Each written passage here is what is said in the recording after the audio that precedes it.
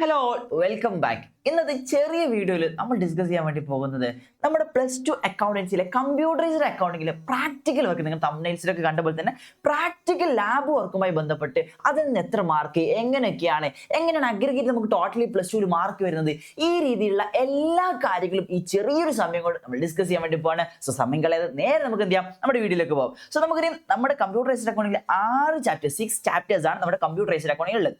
So അതിൽ first chapter എന്ന് പറഞ്ഞാൽ പ്യൂർലി എന്താണ്, തിയററ്റിക്കൽ ആണ്. നമുക്കറിയില്ല first chapter overview of computerised accounting, codification, security features എന്നൊക്കെ പറഞ്ഞിട്ട് കുറച്ച് കാര്യങ്ങൾ പറയുന്നുണ്ടല്ലോ. സോ ഈ ഫസ്റ്റ് ചാപ്റ്റർ പ്യൂർലി തിയററ്റിക്കൽ ആണ്. അവിടെ നിങ്ങൾ പ്രാക്ടിക്കൽ ഒന്നും വരില്ല. ക്ലിയർ അല്ലേ? ക്ലിയർ ആണ്. അപ്പൊ തിയററ്റിക്കൽ എത്ര മാർക്കിന് വരും, പ്രാക്ടിക്കൽ എത്ര മാർക്കിന് വരും എന്നുള്ളതൊക്കെ ഞാൻ കാണിച്ചു തരാം. അപ്പൊ ഫസ്റ്റ് ചാപ്റ്ററിൽ നമുക്ക് എന്ത് വരുള്ളൂ, തിയററ്റിക്കലേ വരുള്ളൂ, പ്രാക്ടിക്കൽ നമുക്ക് അവിടെ ഒന്നും വരില്ല.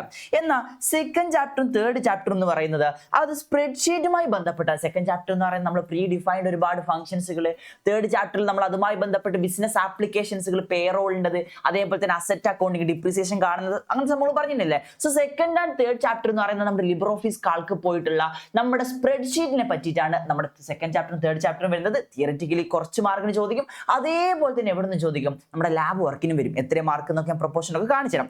ദെൻ നമ്മുടെ ഫിഫ്ത്ത് ചാപ്റ്റർ എന്ന് പറയുന്നത്, അപ്പൊ നമ്മുടെ സെക്കൻഡ് കഴിഞ്ഞു, തേർഡ് കഴിഞ്ഞു, ഫോർത്തും കൂടി ഉണ്ട് കേട്ടോ. സെക്കൻഡ്, തേർഡ്, ഫോർത്ത് നമ്മുടെ ഗ്രാഫ്സ് ചാർട്ട് ഒക്കെ വെച്ചിട്ടുണ്ട് ഉള്ളതാണല്ലോ. അത് നമ്മുടെ എവിടെയാണ് ചെയ്യുക, സ്പ്രെഡ്ഷീറ്റ് വെച്ചിട്ടാണ് ചെയ്യുക. സോ രണ്ടാമത്തെ ചാപ്റ്ററും മൂന്നാമത്തെ ചാപ്റ്ററും നാലാമത്തെ ചാപ്റ്ററും നമ്മുടെ സ്പ്രെഡ്ഷീറ്റ് വെച്ചിട്ട് നമ്മൾ പ്രാക്ടിക്കലിന് ചോദിക്കും, തിയററ്റിക്കലി കുറച്ച് മാർക്കിന് ചോദിക്കും. ഇനി അഞ്ചാമത്തെ ചാപ്റ്റർ എവിടുന്നാണ്, GNU കാത്ത, അക്കൗണ്ടിങ് സോഫ്റ്റ്വെയർ, നമ്മൾ വൗച്ചറുകൾ, അതേപോലെ തന്നെ അങ്ങനെ ഒരുപാട് കാര്യങ്ങളൊക്കെ ഡിസ്കസ് ചെയ്തിട്ടുണ്ടല്ലേ. പ്രീ ഡിഫൈൻഡ് ലെഡ്ജർ അക്കൗണ്ട്സുകൾ, പ്രീ ഡിഫൈൻഡ് ഗ്രൂപ്പ്സുകൾ, ഇങ്ങനെ ഒരുപാട് കാര്യങ്ങൾ പറഞ്ഞിട്ടുണ്ട്. സോ ഇത് തിയററ്റിക്കലും ചോദിക്കും, പ്രോബ്ലത്തിലും ചോദിക്കും, അതായത് പ്രാക്ടിക്കലും ചോദിക്കും. അതേപോലെ തന്നെ സിക്സ്ത് ചാപ്റ്റർ എന്ന് പറയുന്നത് ഡാറ്റാബേസ് മാനേജ്മെന്റ് സിസ്റ്റത്തിനെ പറ്റിയിട്ടാണ്.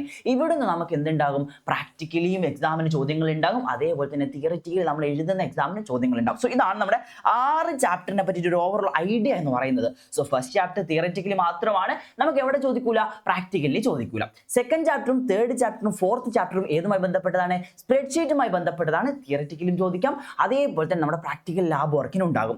ദെൻ അക്കൗണ്ടിങ് സോഫ്റ്റ്വെയർ GNU കാത്ത, തിയററ്റിക്കലും ചോദിക്കാം. ചുരുക്കി പറഞ്ഞാൽ എല്ലാ ചാപ്റ്ററിനും തിയററ്റിക്കലി കുറച്ച് മാർക്ക് ഉണ്ടാവും, പ്രാക്ടിക്കലി ആദ്യത്തെ ചാപ്റ്റർ ഉണ്ടാവില്ല, ബാക്കി എല്ലാ ചാപ്റ്റേഴ്സിനും പ്രാക്ടിക്കലി ലാബ് വർക്ക് ഉണ്ടാവും. സോ ഇതാണ് ഒരു ഓവറോൾ ഐഡിയ എന്ന് നിങ്ങൾ പറയുന്നത്. ഇനി നമുക്ക് പ്രാക്ടിക്കൽ വർക്ക് എങ്ങനെയാണ് ലാബ് വർക്കിന്റെ മാർക്കിന്റെ സ്പ്ലിറ്റ് വരുന്നത് എങ്ങനെയാണെന്നൊക്കെ നമുക്ക് ജസ്റ്റ് നോക്കി നോക്കാം. സോ നമുക്ക് ഫസ്റ്റ് വരുന്നത് സ്പ്രെഡ്ഷീറ്റുമായി ബന്ധപ്പെട്ട നമ്മുടെ രണ്ടാമത്തെ ചാപ്റ്ററിലെ രണ്ടാമത്തെ ചാപ്റ്റർ സ്പ്രെഡ്ഷീറ്റിന്റെ ഒരുപാട് പ്രീ ഡിഫൈൻഡ് ഫംഗ്ഷൻസുകളൊക്കെ ഇല്ലേ. സോ ആ ഒരു സ്പ്രെഡ്ഷീറ്റിൽ നിന്നാണ് നമുക്ക് ഫസ്റ്റ് ലോട്ട് നമുക്ക് എക്സാമിന് പ്രാക്ടിക്കലി നമുക്ക് ചെയ്യാനുണ്ട്. നിങ്ങൾ ലാബിൽ ചെയ്ത് തുടങ്ങിയിട്ടുണ്ടാവും ഒരുപാട്, നമ്മൾ സം ഫംഗ്ഷൻ, അതേപോലെ ഇഫ് ഫംഗ്ഷന്, അതേപോലെ തന്നെ ഇങ്ങനെ ഒരുപാട് നെസ്റ്റഡ് ഇഫ് എന്നൊക്കെ പറഞ്ഞ് നിങ്ങൾ ചെയ്ത് തുടങ്ങിയിട്ടുണ്ടാവും. സോ അവിടെ നിന്ന് നമുക്ക് ഏകദേശം 3 ചോദ്യങ്ങൾ നമുക്ക് അതിൽ നിന്ന് തരും. അതിൽ നമ്മൾ എത്ര എണ്ണം ചെയ്യണം, 2 ചെയ്യണം. 3 നിന്നും 2 ചോദ്യമാണ് നമ്മൾ അറ്റൻഡ് ചെയ്യേണ്ടത്.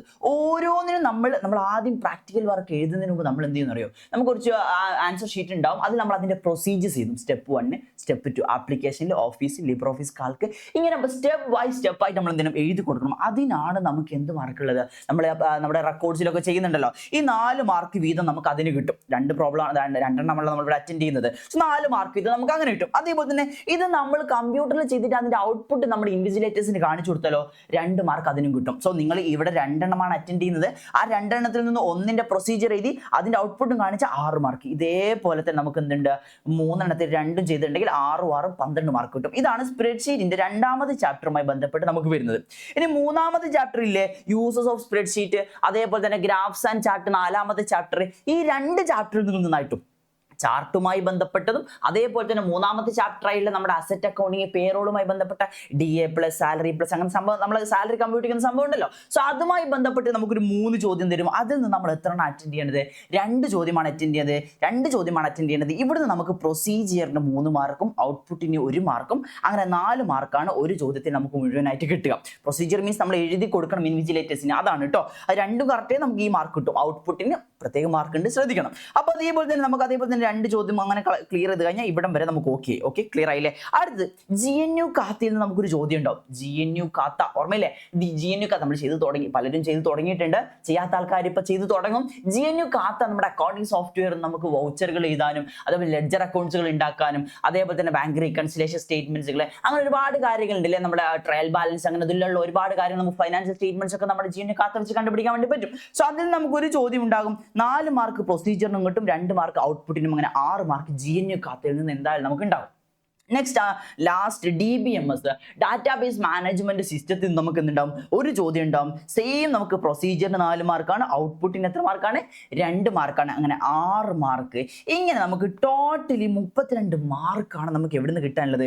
32 മാർക്കാണ് നമുക്ക് ഇവിടുന്ന് കിട്ടാനുള്ളത്. നമ്മൾ ലാബ് വർക്ക് ചെയ്തിട്ട് അതിന്റെ പ്രൊസീജിയർ എഴുതിയിട്ടും അതിന്റെ ഔട്ട്പുട്ട് കാണിച്ചിട്ടും നമുക്ക് കിട്ടാനുള്ളത് 32 മാർക്കാണ്. ക്ലിയർ ആയില്ലേ? അപ്പൊ ഇവിടെ നമുക്കൊരു 4 മാർക്ക് കാണുന്നുണ്ട്. ഇതിനാണ് ഞാൻ വൈവ എന്ന് വിളിക്കുന്നത്. എന്താ വൈവ എന്ന് വെച്ചിട്ടുണ്ടെങ്കിൽ, കഴിഞ്ഞ വർഷം നമ്മൾ കുട്ടികൾ ക്ലാസ് എടുത്തു കൊടുത്തപ്പോൾ അവർ ചോദിച്ചിട്ടുണ്ട്, സാർ എന്ത് വൈവ മനസ്സിലാവാത്തതുകൊണ്ടാണ്. ഒന്നുമില്ല, നമ്മൾ ഈ ചെയ്ത പ്രൊസീജിയറുകൾ അല്ലെങ്കിൽ നമ്മൾ ഈ ചെയ്ത ലാബ് വർക്കുകൾ ഇതുമായി ബന്ധപ്പെട്ട് നമ്മളോട് ഇൻവിജിലേറ്റേഴ്സ് 1-2 ചോദ്യങ്ങൾ ചിലപ്പോൾ ചോദിക്കും. എങ്ങനെ GNU ഖാത്ത ഓപ്പൺ ചെയ്യുക, GNU ഖാത്തയിൽ എങ്ങനെയാണ് ലെഡ്ജർ അക്കൗണ്ട്സുകൾ ക്രിയേറ്റ് ചെയ്യുക, GNU ഖാത്തയിൽ എങ്ങനെയാണ് വൗച്ചറുകൾ ചെയ്യുക, അല്ലെങ്കിൽ DBMSൽ എന്താണ് കൊറി, അല്ലെങ്കിൽ സ്പ്രെഡ്ഷീറ്റിൽ എന്താണ് സമ്മി ഫംഗ്ഷൻ, ഇങ്ങനത്തെ 1-2 ചോദ്യങ്ങൾ ചിലപ്പോൾ നമുക്ക് അറിയോ ഇല്ലയോ എന്ന് ചെക്ക് ചെയ്യാൻ വേണ്ടി അവർ ചോദിച്ചേക്കാം. ഇതാണ് വൈവ എന്ന് പറയുന്നത്. സോ അവർ ആ ചോദിക്കുന്ന 1-2 ചോദ്യം നമ്മൾ ഉത്തരം പറഞ്ഞാൽ ആ 4 മാർക്ക് എന്ത് ചെയ്യും നമുക്ക് കിട്ടും. ആൻഡ് ഓൾസോ ഇവിടെ എന്തുണ്ട്, റെക്കോർഡിന് ഒരു 4 മാർക്ക് ഉണ്ട്. എന്താ റെക്കോർഡ്? നമ്മൾ റെക്കോർഡ് കീപ്പ് ചെയ്യുന്നില്ലേ അക്കൗണ്ടൻസിയിൽ? നമ്മളെ പ്രൊസീജിയറും ഔട്ട്പുട്ടൊക്കെ കാണിച്ചുകൊണ്ട് ഓരോ ചാപ്റ്ററിന്റെയും വെച്ച് നമ്മളിങ്ങനെ ചെയ്തു വരുന്നില്ലേ? ചെയ്തു തുടങ്ങാത്ത ആൾക്കാർ ചെയ്തു തുടങ്ങും. ആ റെക്കോർഡ് നിങ്ങൾ സബ്മിറ്റ് ചെയ്യും, അതിനൊരു 4 മാർക്ക്. അങ്ങനെ 32 മാർക്ക് നമ്മുടെ കമ്പ്യൂട്ടറിൽ നമ്മൾ പ്രൊസീജിയർ എഴുതിയിട്ടും കമ്പ്യൂട്ടറിൽ ഔട്ട്പുട്ട് കാണിച്ചിട്ടും നമുക്ക് പ്രാക്ടിക്കലായിട്ട് കിട്ടും. അതിന്റെ വൈവയിലൂടെ 4 മാർക്ക് കിട്ടും, റെക്കോർഡിലൂടെ നമുക്ക് 4 മാർക്ക്. ഇങ്ങനെ 40 മാർക്കാണ് നമുക്ക് എവിടെ നിന്ന് വരാനുള്ളത്? നമ്മുടെ പ്രാക്ടിക്കൽ വർക്കുമായി ബന്ധപ്പെട്ട് കംപ്ലീറ്റ്ലി നമുക്ക് കിട്ടാനുള്ളത്. കമ്പ്യൂട്ടറൈസ്ഡ് അക്കൗണ്ടിന് എത്ര മാർക്കാണ്? 40 മാർക്കാണ്. സോ ഓവറോൾ ഐഡിയ കിട്ടിയെന്ന് വിചാരിക്കുകയാണ്. ഈ ഫസ്റ്റ് ചാപ്റ്ററിൽ ഓവർവ്യൂ ഓഫ് CS എന്നുള്ള ഫസ്റ്റ് ചാപ്റ്ററിൽ നിന്ന് നമുക്ക് പ്രാക്ടിക്കലി ചോദിക്കുമോ? ഇല്ല, അതിൽ നിന്ന് പ്രാക്ടിക്കലി ചോദിക്കാൻ ഒന്നുമില്ല. നമ്മൾ ജസ്റ്റ് ബേസിക് ആയിട്ടുള്ള എന്താ അഡ്വാൻറ്റേജ്, എന്താ ലിമിറ്റേഷൻസ്, സെക്യൂരിറ്റി ഫീച്ചേഴ്സ് എന്തൊക്കെയാ, എന്തൊക്കെ കോഡിഫിക്കേഷൻസുകളാണ് ഉള്ളത്, ഇങ്ങനത്തെ കുറച്ച് കാര്യങ്ങൾ നമ്മൾ ഫസ്റ്റ് ചാപ്റ്റർ പറഞ്ഞത്. സോ അവിടെ നിന്ന് പ്രാക്ടിക്കലി ചോദിക്കുക. അപ്പോൾ രണ്ടാമത്തെ ചാപ്റ്റർ മുതലാണ് പ്രാക്ടിക്കലി ചോദിക്കുന്നത്. സോ 2, 3, 4, 5, 6 ഇങ്ങനെ ബാക്കിയുള്ള ചാപ്റ്റേഴ്സ് നിന്നാണ് നമ്മളോട് പ്രാക്ടിക്കൽ എക്സാം ചോദിക്കുന്നത്. സോ നമുക്ക് ഓപ്ഷനൽസ് ഉണ്ടാവും, 3 എണ്ണത്തിൽ 2 എണ്ണമൊക്കെ എഴുതിയാൽ മതി. പ്രൊസീജിയർ എഴുതിയാൽ നമുക്ക് ഇത്ര മാർക്ക്, അതിന്റെ ഔട്ട്പുട്ട് കാണിച്ച എത്ര മാർക്ക്, അങ്ങനെ മുഴുവനും ടോട്ടലി നോക്കും ഇത്ര മാർക്ക്. അങ്ങനെ നമ്മുടെ ഈ മാർക്കിന്റെ സ്പ്ലിറ്റ് വരുന്നത്. ക്ലിയർ ആയി എന്ന് വിചാരിക്കുകയാണ്. സോ ഇതാണ് കമ്പ്യൂട്ടറൈസ്ഡ് അക്കൗണ്ടിങ്ങിന്റെ ആൾക്കാർ ഇനി പ്രാക്ടിക്കൽ എക്സാമിനേക്ക് എയിം ചെയ്ത് അവരുടെ മൈൻഡിൽ വേണ്ട ഒരു സിസ്റ്റം എന്ന് പറയുന്നത് ഇതാണ്. ഇനി നമുക്കറിയാം, നമുക്ക് നമ്മുടെ ഇനി തിയററ്റിക്കൽ നോക്കുകയാണ് കമ്പ്യൂട്ടറൈസ്ഡ് അക്കൗണ്ടിങ്. നമ്മൾ AFSകാരുടെ കാര്യം ഇവിടെ പറയുന്നില്ല കേട്ടോ. CAS കമ്പ്യൂട്ടറൈസ്ഡ് അക്കൗണ്ടിങ് സിസ്റ്റത്തിലെ അവരുടെ കാര്യങ്ങൾ മാത്രമേ എന്ത് പറയുന്നുള്ളൂ ഇവിടെ ഞാൻ ഡിസ്കസ് ചെയ്യുന്നുള്ളൂ. അവർക്ക് തിയററ്റിക്കലി ചോദിക്കുന്ന ഒരു മാർക്കാണ്, അല്ലെങ്കിൽ തിയററ്റിക്കലി പറയുന്ന മാർക്കാണ് ഇവിടെ പറയുന്നത്. നമ്മുടെ പാർട്ട്ണർഷിപ്പിന്റെ കൂടെ നമ്മൾ സാധാരണ ഇപ്പോൾ ക്രിസ്മസ് എക്സാം, ഓൺ എക്സാം ഒക്കെ എഴുതിയപ്പം പാർട്ട് 1, പാർട്ട് 2 കമ്പ്യൂട്ടറൈസ്ഡ് അക്കൗണ്ടിങ് എന്ന് പറഞ്ഞതിൽ ഒരു 20 മാർക്കിന്റെ. സോ അതിന്റെ സ്ട്രക്ചറാണ് ഇവിടെ ഞാൻ കൊടുത്തിട്ടുള്ളത്. അതെങ്ങനെയാണ് വരുന്നത് വെച്ചിട്ടുണ്ടെങ്കിൽ, ഫസ്റ്റ് ചാപ്റ്റർ നമുക്കൊരു 3 മാർക്കിന്റെ തിയറി ചോദിച്ചേക്കാം. ഇതിൽ കൂടാനേ സാധ്യതയുള്ളൂ, കുറയില്ല കേട്ടോ. കാരണം ഇതിൽ ഓർ ക്വസ്റ്റ്യൻസ് ഉണ്ടാവും. ഇതിപ്പം ടോട്ടൽ നോക്കുകയാണെങ്കിൽ നിങ്ങൾക്ക് 20 കിട്ടുള്ളൂ. ബട്ട് 26+ മാർക്കിനുള്ള ക്വസ്റ്റ്യൻസ് എവിടെ ഉണ്ടാവും? നമ്മുടെ ക്വസ്റ്റ്യൻ പേപ്പറിൽ ഉണ്ടാകും. കാരണം നമ്മൾ ഓർ ക്വസ്റ്റ്യൻസ് നമുക്ക് സ്കിപ്പ് ചെയ്യാനുള്ള ചോദ്യങ്ങൾ ഉണ്ടാവുമല്ലോ. അപ്പോൾ ഒരു 3 മാർക്കിനെങ്കിലും എവിടുന്ന് ചോദ്യം വരും? ഫസ്റ്റ് ചാപ്റ്ററിൽ നിന്ന് വരും. 5 മാർക്കിന് എവിടുന്നാണ് വരിക? സെക്കൻഡ് ചാപ്റ്ററിൽ നമ്മുടെ പ്രീ ഡിഫൈൻഡ് ഫംഗ്ഷൻസുമായി ബന്ധപ്പെട്ട് ഇതൊക്കെ എങ്ങനെയൊക്കെ വരാന്നുള്ളത് നമ്മൾ ഡിസ്കസ് ചെയ്യും കേട്ടോ. ഞാൻ ജസ്റ്റ് ഒരു സിലബസ് ഇൻട്രൊഡ്യൂസ് ചെയ്ത് തരുന്നേ ഉള്ളൂ. അതേപോലെ തന്നെ നമ്മുടെ തേർഡ് ചാപ്റ്ററിൽ നിന്ന് 2 മാർക്ക് നമുക്ക് തിയറി എക്സ്പെക്ട് ചെയ്തേക്കാം. അതേപോലെ തന്നെ നമ്മുടെ ഫോർത്ത് ചാപ്റ്ററിൽ നിന്ന് ചാർട്ടുമായി ബന്ധപ്പെട്ടിട്ടുള്ള ഒരു 3 മാർക്ക് എക്സ്പെക്ട് ചെയ്തേക്കാം. അതേപോലെ തന്നെ നമ്മുടെ GNU ഖാത്തിൽ നിന്ന് ഒരു 5 മാർക്ക് തിയററ്റിക്കലി നമ്മളോട് ചോദിക്കാം. ഡാറ്റാബേസ് മാനേജ്മെന്റുമായി ബന്ധപ്പെട്ടിട്ടുള്ള DBMSമായി ബന്ധപ്പെട്ടിട്ടുള്ള ഒരു 2 മാർക്ക് ചോദിച്ചേക്കാം. ഇങ്ങനെ 20 മാർക്കിന് നമ്മളോട് തിയററ്റിക്കലി ആയിട്ടും എക്സാമിന് ചോദിക്കും. നമ്മുടെ എക്സാമിന് ചോദിക്കും. അപ്പോൾ നമുക്ക് പ്രാക്ടിക്കലി ഒരു 40 മാർക്ക് ഇവിടെ കിട്ടിയിട്ടുണ്ട്. പ്രാക്ടിക്കലി 40 മാർക്ക് നമ്മൾ ഇങ്ങനെ വാങ്ങിയിട്ടുണ്ട്. അതേപോലെ തന്നെ തിയറിറ്റിക്കലി നമുക്ക് 20 മാർക്കും കിട്ടിയിട്ടുണ്ട്. അതേപോലെ തന്നെ പാർട്ട്ണർഷിപ്പ് അക്കൗണ്ട് എന്നുള്ള പാർട്ട് 1 ടെക്സ്റ്റില്ലേ, പാർട്ട്ണർഷിപ്പ് അക്കൗണ്ടിങ്ങിന്റെ പാർട്ട് 1 എന്നുള്ളത് നമ്മൾ എക്സാം എഴുതുമ്പോൾ തിയററ്റിക്കൽ എഴുതുമ്പോൾ 40 മാർക്കിന് നമ്മുടെ പാർട്ട്ണർഷിപ്പ് ഉണ്ടല്ലോ. സോ 4 ചാപ്റ്റർ കംപ്ലീറ്റ്ലി നമ്മുടെ മെയിൻ എക്സാമിനേക്കും, ഞാൻ മെയിൻ എക്സാമിനെ ഫോക്കസ് ചെയ്തിട്ടാട്ടോ പറയുന്നത്. സോ അവിടെ നമുക്ക് റെക്കോർഡും പ്രാക്ടിക്കലൊക്കെ ഉള്ളൂ. സോ അവിടെ നിന്ന് ഒരു 40 മാർക്ക് കിട്ടും. അതേപോലെ തന്നെ ഒരു ഇന്റേണൽ മാർക്ക് നമ്മുടെ ടീച്ചേഴ്സ് നമുക്കൊരു ഔട്ട് ഓഫ് 20 നമുക്ക് തരും. അങ്ങനെ നമ്മൾ +2 ഉണ്ടാക്കിയെടുക്കേണ്ട മാർക്ക് എന്ന് പറയുന്നത് 120 മാർക്സ് ആണ്. 120 മാർക്കാണ് നിങ്ങൾക്ക് എവിടെ കിട്ടാനുള്ളത്, നിങ്ങൾ വാങ്ങാനുള്ളത്. +2 അക്കൗണ്ടൻസിയിൽ നിങ്ങൾ വാങ്ങാനുള്ളത് 120 മാർക്കാണ്. സോ ഈ 120 മാർക്ക് നമ്മൾ വാങ്ങിയിട്ടുണ്ടായിരിക്കണം. നമ്മൾ +1 കമ്പ്യൂട്ടറൈസ്ഡ് അക്കൗണ്ടിന്റെ കുട്ടികൾ ആകെ 60 മാർക്കിന്റെ എക്സാം എഴുതിയിട്ടുള്ളൂ. അതിൽ നിന്ന് നമുക്കൊരു 20 മാർക്ക് ഇന്റേണൽ മാർക്ക് കൂടെ കൂട്ടിയാൽ അഗ്രിഗേറ്റ് എത്രയേ വരുന്നുള്ളൂ? 80 മാർക്കേ വരുള്ളൂ. സോ ഈ 80ഉം ഈ 120ഉം കൂടെ കൂട്ടിയാൽ അക്കൗണ്ടൻസി നമുക്ക് 200ലാണ് മാർക്ക് വരിക.